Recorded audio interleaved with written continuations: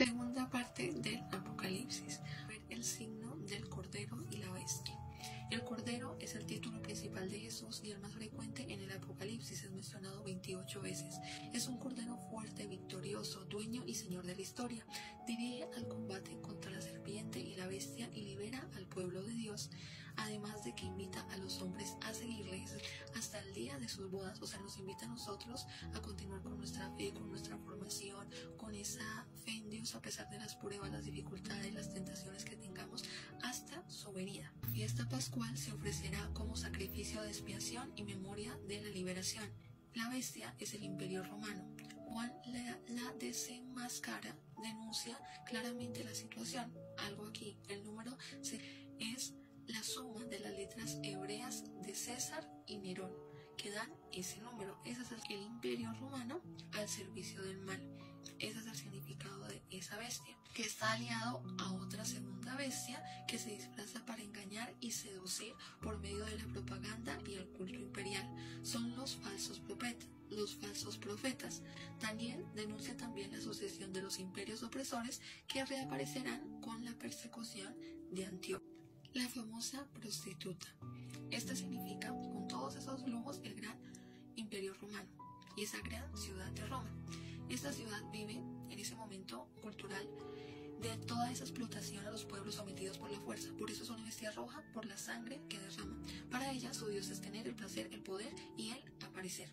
Entonces aquí vemos de que esos lujos de los poderosos son la causa del sufrimiento de la mayoría de los pobres, y nos enseña a nosotros que la alegría, la felicidad no está en el tener, en el placer, en el poder, así como también nosotros debemos de tener en cuenta que nuestra alegría, nuestra felicidad, nuestro valor no está en humillar. La caída de Babilonia, esa gran ciudad de Roma. Y esta se anuncia con caídas, con cantos y gritos de alegría de los mártires, de esas personas que en ese imperio romano eran matadas de forma horrible por el simple hecho de creer en Jesús o de manifestar su fe. Entonces aquí ve esos mártires cómo manifiestan ese grito de alegría y se ha colocado al lado de los creyentes perseguidos.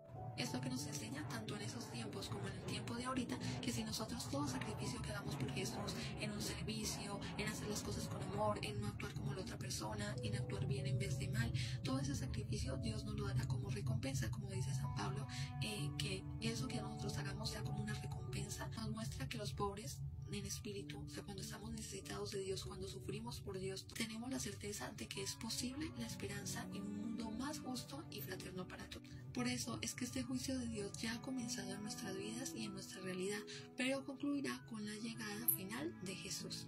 El jinete blanco es Jesús, que ejecuta la sentencia del juicio, castigando a la bestia, que es el Imperio Romano con todos sus perseguidores. Después Jesús encadena al diablo para siempre, que es en esa confianza de que tenemos de que el mal va a ser vencido por Jesús y que al final triunfa la vida, que Dios nos dará por abundancia a nosotros los fieles.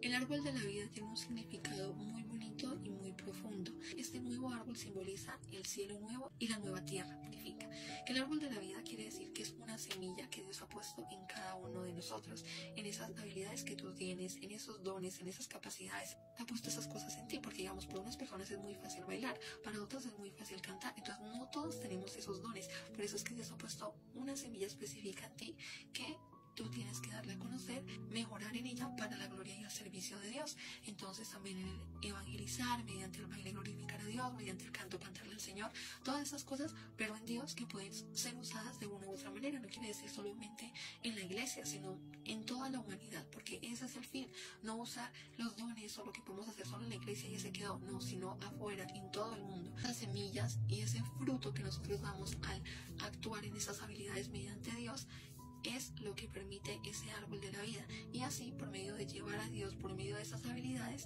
es que esa semilla enterrada, ese desconocimiento, brota de lo nuevo. Y esa semilla en donde se da, en la organización, en la ciudad, en el pueblo, en la alianza, en el paraíso y en la creación. Cuernos y trompetas.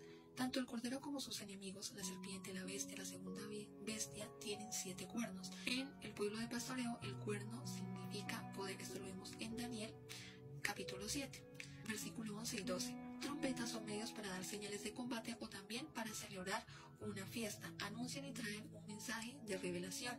Entonces por ello es que los ángeles tocan esas trompetas para declarar que la liberación. Eso lo vemos en Apocalipsis capítulo 8. También las trompetas alertan la lucha en la travesía del desierto. Cuando tengamos nosotros una prueba, veamos ahí las trompetas de Dios, que son los ángeles mismos que nos están diciendo, mira, vas a pasar una prueba, pero Dios te va a salir victorioso de esta. Dios te va a ayudar para que tú puedas seguir adelante, porque una prueba, aún así lo más difícil que sea, y sé que es duro, y sé que es muy complejo, y solo tú entiendes tu situación con Dios, pero las pruebas están diseñadas para hacernos mejores a nosotros en la fe. Pregúntate, si tú no hubieras confiado en Dios en esos momentos difíciles, si no hubieras seguido adelante, ¿tendrías la fe que tienes ahora?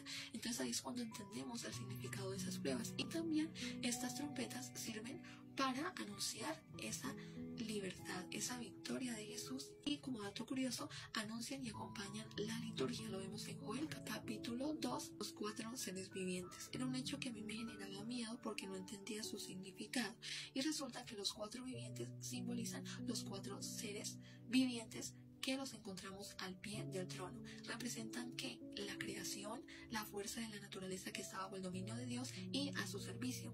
Y todos estos están llenos de ojos y alas, por eso es que daba miedo, pero esos ojos y alas simbolizan el Espíritu Santo, que todo nos enseña. Eso lo que quiere decir es que significa que la creación alaba y canta al Señor de día y de noche, además de que representa a los 4 evangelistas. Los terremotos en nuestra actualidad es visto como, ay, Dios está bravo, Dios está de mal genio, las personas están pecando mucho, que Dios se enojó, y lo vemos como algo malo. Pues resulta que tiene una cierta similitud, pero no es eso. Porque los terremotos, truenos, oscurecimiento del sol y de la luna sangrando, al igual que las plagas, son un llamado a la conversión. No que Dios esté bravo, sino a la conversión. Significa que Dios se hace presente para liberar y juzgar, y no quiere anunciar ni el fin del mundo ni el castigo de Dios. Y por último, la venida de Jesús, que la vemos de manera esplendorosa con las nubes. Esto también es otro símbolo que muestra ese poder de Dios, y es importante que lo tengamos en cuenta, pero sobre todo que nos preparemos para ese momento teniendo nuestra llama de